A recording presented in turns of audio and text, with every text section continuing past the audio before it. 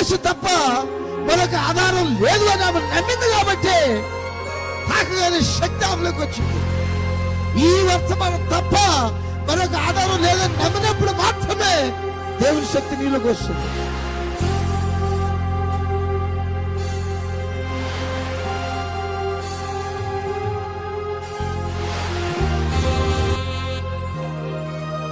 అన్ని అనుభవాలు తెలుసుకుని చివరికి యేసు తప్ప నాకు రక్షణ లేదు అనే అనుభవంలోకి రావాలి.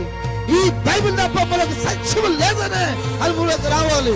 ఈ గది వర్తమానం తప్ప మరి ఏది సత్యము కాదు, ఈ వర్తమానం అది సత్యమనే విశ్వాసంలోకి రావాలి.